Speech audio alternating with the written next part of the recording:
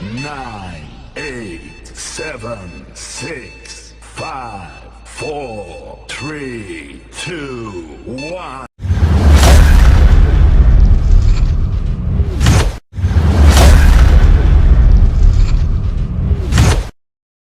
Selamat malam semuanya. Perkenalkan, nama saya Ivan. Saya berasal dari Universitas Bunda Muria, jurusan Ilmu Komunikasi semester 4, angkatan 2020. Tujuan saya membuat video ini adalah untuk menyelesaikan tugas yang telah diberikan dari mata kuliah Etiquette and Communication Skill yang dibimbing oleh Miss Henilia Yulita, SE, MM, MIKOM.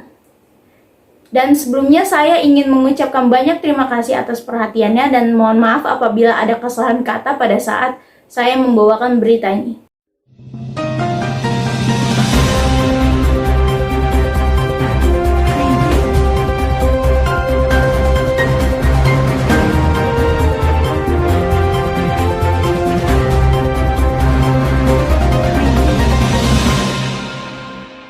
Malam para pemirsa, berjumpa lagi dengan saya Ivon dalam acara Breaking News malam hari ini.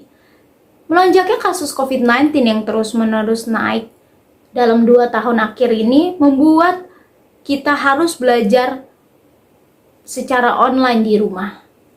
Akan tetapi, di tahun 2022 kali ini ada sedikit perubahan, yaitu dilansir dari artikel onpas.com menjelaskan bahwa pemerintah mulai melonggarkan kegiatan belajar mengajar yang biasanya dilakukan secara online, sekarang bisa dilakukan secara hybrid atau secara tatap muka di tempat.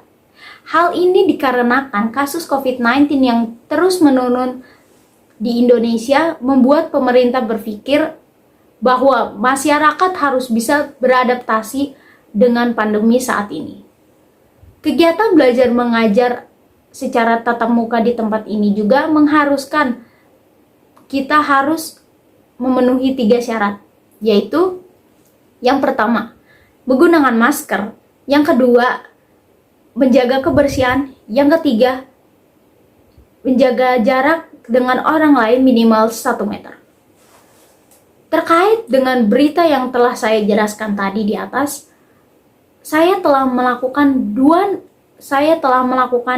wawancara dengan 2 narasumber mengenai hal ini. Yang pertama bernama Gianivi, berasal dari Sekolah Tinggi Pariwisata NH Bandung, jurusan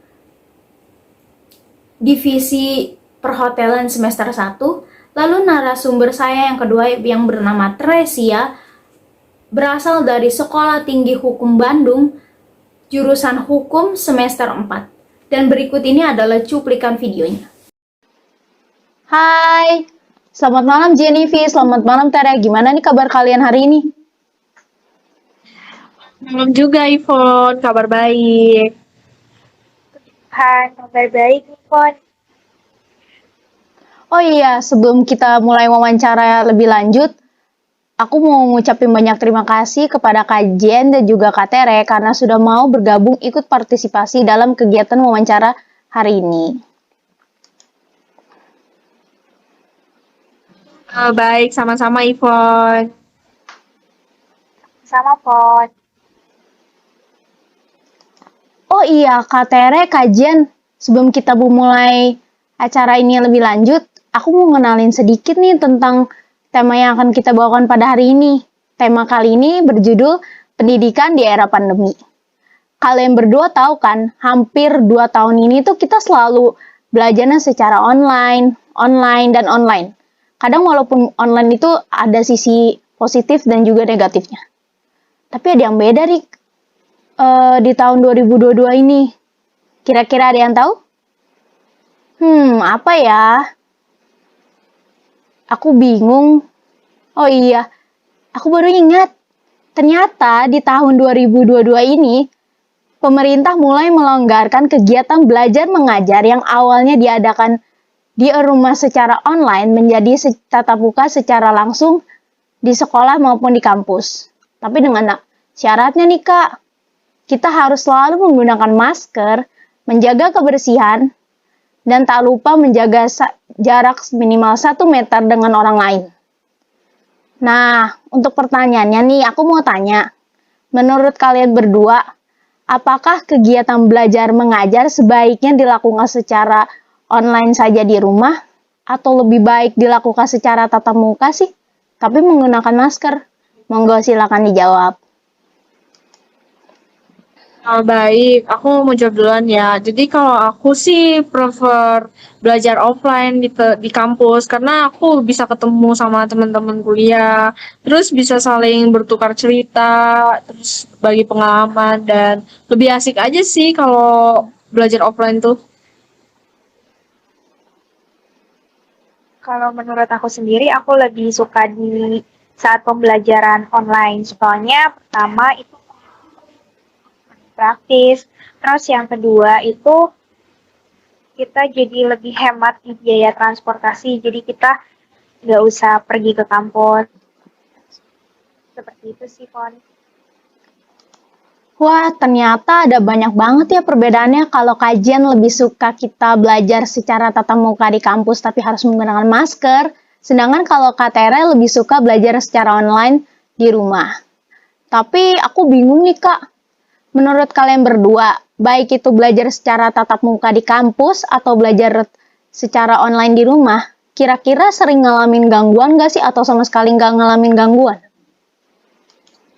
Eh, Kalau aku sih pastinya bakal ada aja sih gangguan yang bakal dialamin buat belajar secara offline. Contoh kecilnya aja sih, ya kalau pakai masker kan kita suka sesak nafas gitu ya, dan itu kan sangat mengganggu sesi perkuliahan kita. Kalau lagi ngedengerin dosen, lagi ngerjain tugas, terus sesak napas gitu kan sangat mengganggu ya. Mungkin itu aja sih gangguannya.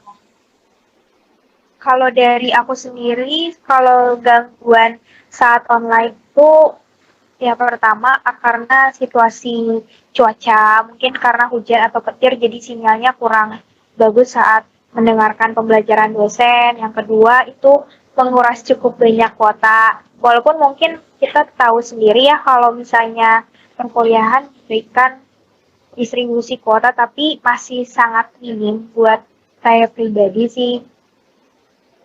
Seperti itu sih, Pon. Ternyata tidak hanya eh, kendala positif yang kita hadapi, ternyata banyak juga ya kendala negatif yang dihadapi baik itu secara tatap muka maupun secara online di rumah. Tapi aku ada pertanyaan terakhir nih sebelum kita menutup acara kegiatan wawancara kita hari ini.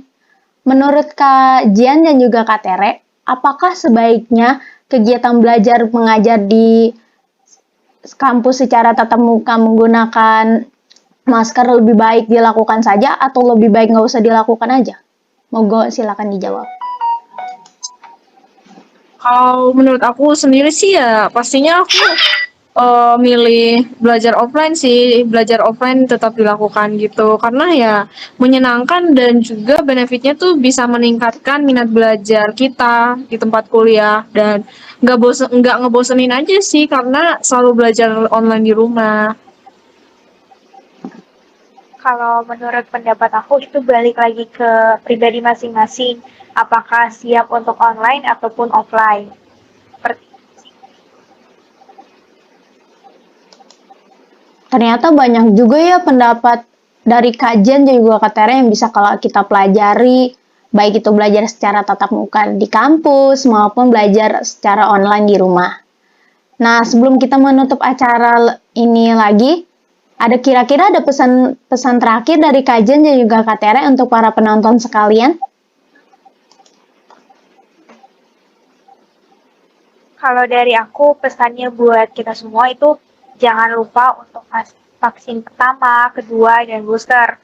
Karena itu adalah salah satu untuk menjaga kekebalan tubuh untuk kita lebih prepare dalam PTM ke depan sih. Itu aja. Kalau dari aku sendiri sih hampir sama dengan Kak Tere ya. Ya palingan kalau misalkan mau keluar baik itu ke tempat sekolah, kantor dan lain sebagainya, jangan lupa selalu jaga kebersihan, terus pakai masker karena pandemi COVID-19 ini belum sepenuhnya hilang dari Indonesia maupun negara lainnya. Wah, ternyata banyak juga ya pelajaran dan informasi yang dapat kita ambil dari kajian dan juga Katere atas pengalaman kalian baik itu belajar secara tatap muka di kampus maupun belajar online di rumah. Sebelumnya aku ingin mengucapkan banyak terima kasih kepada kajian dan juga Katere karena sudah mau membagikan waktu kalian untuk melakukan wawancara kali ini. Dan juga aku mohon maaf ya Kak apabila ada kesalahan kata pada saat tadi aku bertanya. Baik, sama-sama Kak Ipong. Semoga apa yang sudah disampaikan bermanfaat buat kita semua ya. Baik, sama-sama juga Kak Ivon dan Kak Tere. Aku juga mau ngucapin terima kasih ke Kak Ivon dan Kak Tere karena udah memberikan wawasan atas pertanyaan dan jawaban yang telah diberikan mengenai pendidikan di era pandemi ini. Terima kasih. Ya, terima kasih Kak Tere. Semoga pesan-pesan dan juga segala informasi yang telah kajian dan Kak Tere berikan tadi dapat membawa wawasan baru bagi kita semua. Terima kasih atas waktunya. See you next time. Bye-bye Kak Tere. Bye-bye Kak Jen. See you Ivon. See you. Ya, cuplikan wawancara tadi merupakan akhir dari pertemuan kita hari ini. Saya Ivon, terima kasih atas perhatiannya. See you next time.